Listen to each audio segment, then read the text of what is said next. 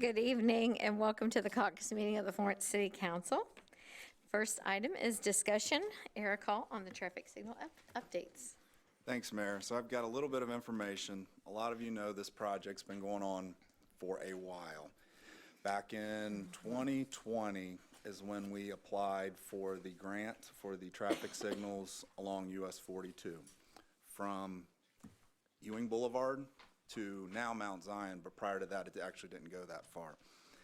So we applied for the grant. We received it in January of 2021. We immediately went into planning and design so we could select a consultant to actually do the design. So as we moved through that, funds weren't even available, are not available to be spent until 22 of 23. So we're doing this ahead of time. So we got all that done. We had a consultant on hand, and we had final bid documents prepared to be submitted in September 3rd of 2022. We were ahead of schedule, and we submitted our documents to KYTC May 16th of 2022. So that's where we started the review process with them. For month by month, a lot of times several months went by waiting for a response and comments. Working with KYTC, so September 19th, we realized through further investigation that there were 9 poles that were not in state right-of-way. Traffic signals is what I'm talking about. Those don't belong to us, so KYTC had no record of them and put that back on us to investigate. So we were investigating their poles through 4 months of work and going everywhere we could. We were able to narrow it down to 1 pole that wasn't in the right-of-way. And it's right at US 42 and Harvey Quast, which is by Taco Bell. So that left us with 1. And the direction from KYTC was, if you're going to put it there, then you have to do right-of-way acquisition. You have to pay Taco Bell for that. So we did not think that made a whole lot of sense because it was their pole. They've been operating and maintaining it. So we looked at what are other solutions.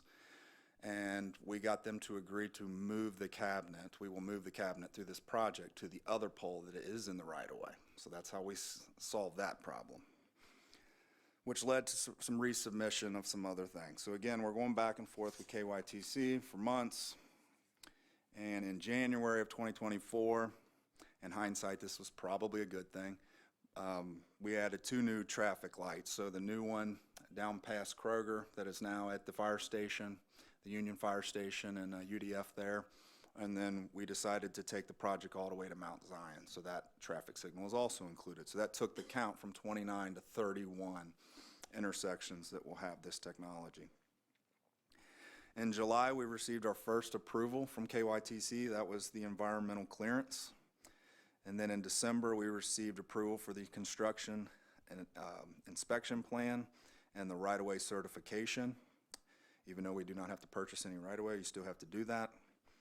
So to our knowledge, we have submitted and received approval for all documentation that we're required to, but the only approval we have not received from KYTC yet is the approval to bid. We currently have communicated with them. We think that's all going to move forward because all their documentation is approved, and we're looking to bid in spring. So that is the current schedule. And to our knowledge, at this point, there's nothing further that we need to submit or do. So we can bid in the spring of 2025. It is a 1-year installation. That's how long it's going to take once we get up and going. And I think that's kind of in a nutshell. Some of you may not know what it is, so why don't I back up very quickly. So this is adaptive. We call it adaptive traffic signal technology. Basically what that is the signals adapt to each intersection. So they all kind of communicate. They don't all kind of, they communicate. So you just don't, if there's a red light and there's no cars at the intersection, it's reading all of that and then it'll transition instead of waiting for the timer. Because right now our traffic signals are on timers. They run for a particular amount of time, then they release you to go. With this, it actually acts. It reacts to the each intersection. Yeah, so. And then also, as part of that, for our first responders over there, there will be preemptive devices put on that. So in their cruisers and their ambulances, in the event of an emergency, they'll be able to activate and lights can turn green for them to improve their response times. So that's another benefit to this. So that, yeah, it's an exciting project. We're looking forward to it. Cost, so I don't know if I said this or not, but it was a little over a $4 million grant, and it's an 80-20 split. So the grant will be 3.7, and us and Boone County are partnering with this. So the 20% that's on us, which is a total of $680,000, is split because we're all in Boone County. Boone County is going to take 70% of that, which is $476,000, and ours will be the other 30% of that, which is $204,000. So as it stands today, for a $4 million project, we will be in at around $200,000. Anyone have any questions for Eric? Diane? So this is the project that we actually started in 2020. Yes, All the discussion and our adaptive, one more 5-year overnight success. that's correct. Okay. Well, I'm glad to hear that we're finally Near moving the- toward actually seeing it in place. And it is. It's a heck of a deal for us at $204,000. Yes, Yeah. Thank you. thank you. Any other questions? So you said that it begins at Ewing Boulevard. Mhm. So then that would not include like Turfway Road, Nope, not at this time. Dixie Highway on the east side. Can you just help us understand the studies that made you conclude that that the other lights would be better? Yeah, so back in 2018, we did a study. It was the Boone County Transportation Plan. So this was with CVG, Fiscal Court, the airport, OKI, Tank, all these players were involved. And as part of that, there was some evaluations and studies done on different corridors. And at the time, US 42 was our most this particular area was our most congested area in the city of Florence. So we made the decision to do it. This is a pilot project. This is why it only is these boundary. We'll see how it goes. Ultimately, this could become what you see in Florence. So that's how, through that study in 2018, that OKI study, this project was designated as a priority and a pilot. And at that time, the fiscal court and Florence agreed to partner and go after these grant funds. Eric, there's only a couple other cities in the state that have this. That's correct. That's always why it makes it a little bit more difficult. Another example is our signage on Kentucky 18. We were a pilot for that as well, first in the state, and that took, like Diane just said, it took 5+ years to also make happen. So when you're the first, sometimes you're the guinea pig. Any other questions? All right. Thank you, Eric. Next, I'm going to call on our Director of Business Development, Justin Finke, and he is going to provide us with an economic development update. Appreciate you guys letting me get up here and speak to you for a few minutes this evening. I figured being the first council meeting of 2025, it would be a great opportunity to kind of recap on some of our highlights from 2024. As you guys are familiar with, I usually do send out an economic development report. Our annual report will be coming out later this week with a full review of all of our projects, our wins, and what we can be expecting this year. But in the meantime, I wanted to kind of give you guys a high-level overview of some of our, let's say, larger accomplishments. So, first and foremost, I wanted to kind of talk about housing. I know a lot of you guys are familiar with the fact that the Northern Kentucky Area Development District had recently performed a housing study. Obviously that identified a deficit in our region. I'm not going to say Florence specific, but in our region. So with that thought in mind, I like to highlight the fact that we are contributing to those projects where we can. A couple of ones of note. We did receive a major site plan for a new senior living establishment that's going to be constructed out off of Farmview Drive. 76 apartments are proposed for this development. It's currently in the major site plan review process.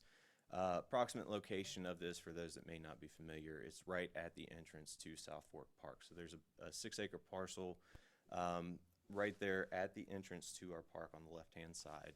This was part of I believe it was back in the 80s, there was a concept development plan for multifamily housing on this area, or in this area.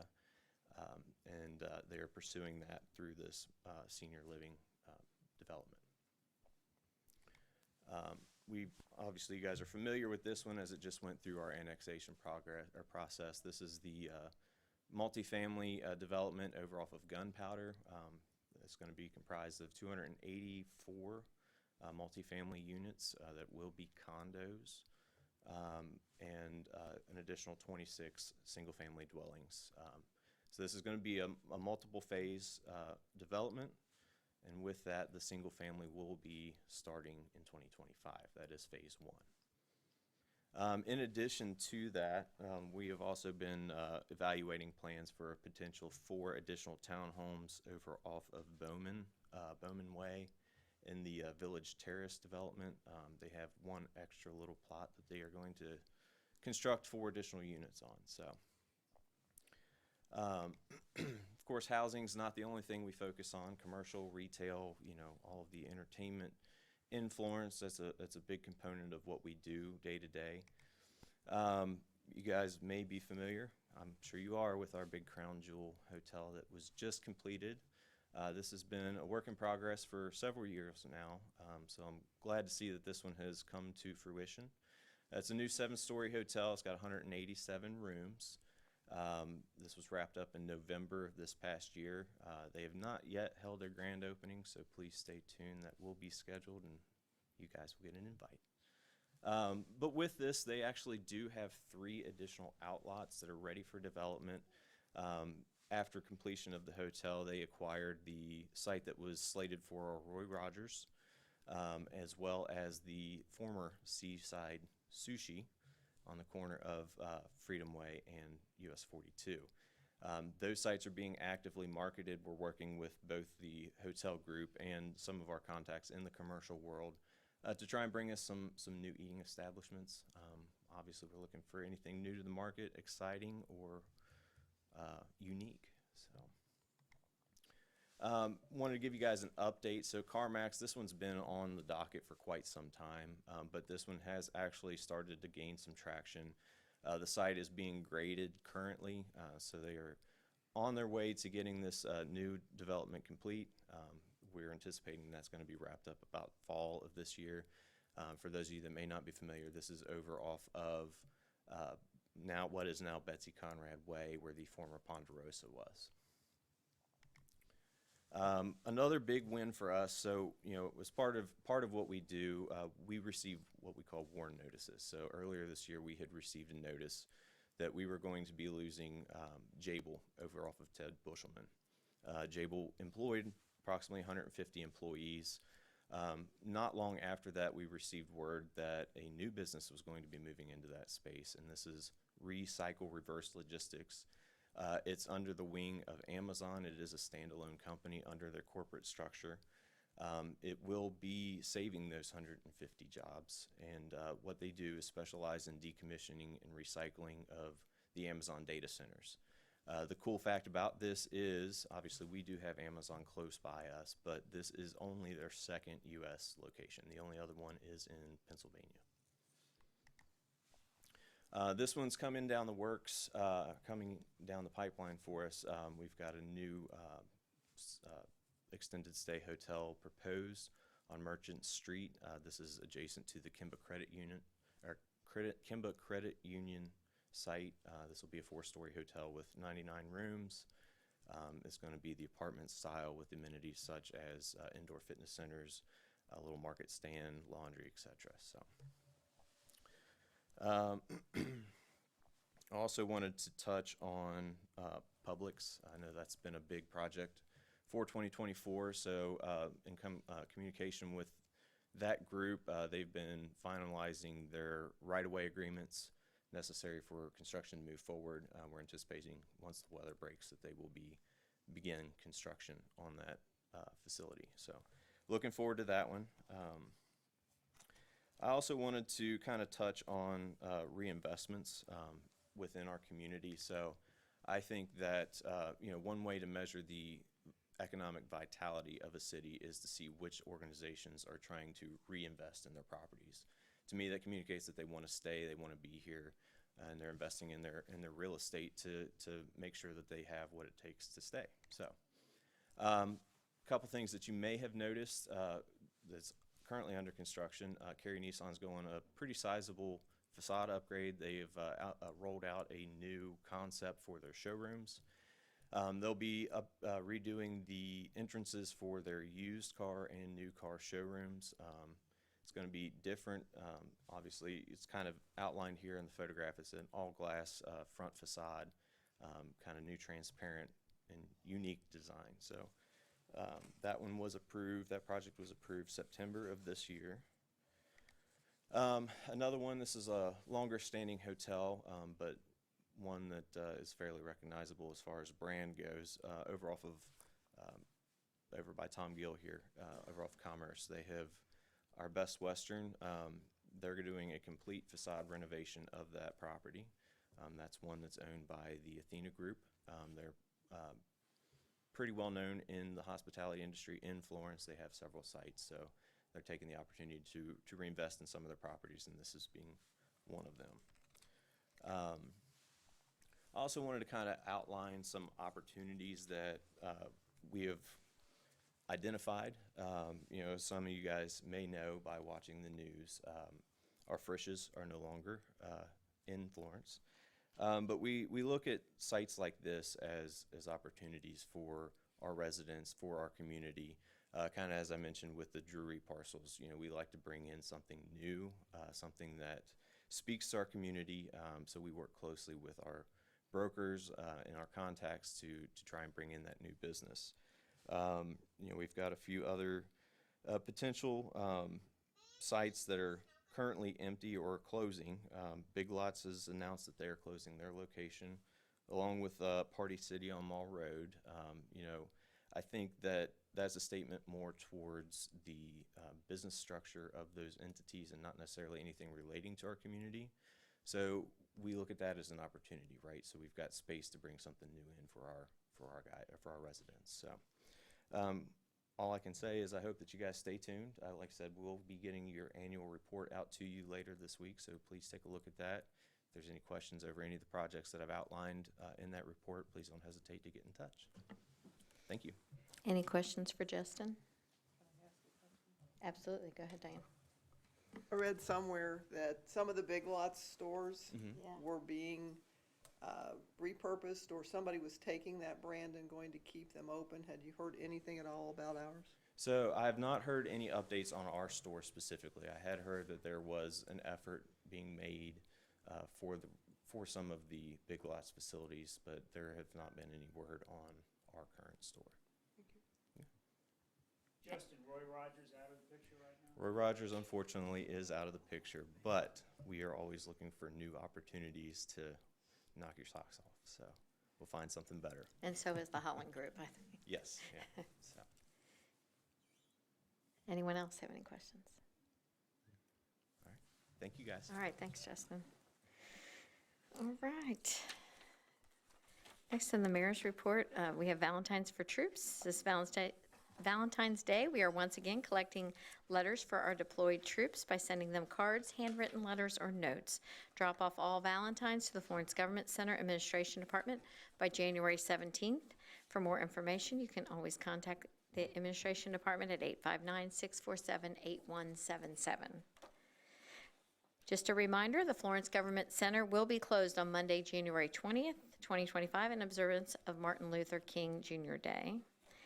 And I just know that Mr. Nienaber is dying to give a compliment, so I'm going to let you. Oh, yes, this morning, I took my way to the office trip around the community here. I do that once a week or so just to check things out. And I did that this morning, and I must say I was overwhelmed by the streets being cleaned the way they were. I mean, top notch. Great job. Yes. It was a battle. Yeah, for a little while. if I could, I'll give you guys an update on that, and also just want to give props to my team, so publicly. They, from the very beginning, you know, as we all know, we all serve. That's what we do every day. And most of the stuff, at least in our department we do, goes unseen. But it's when you have something like this, an emergency situation, when the magnifying glass is out and you want to ensure that all the training and preparation you've done to this point, that you're ready for something like this.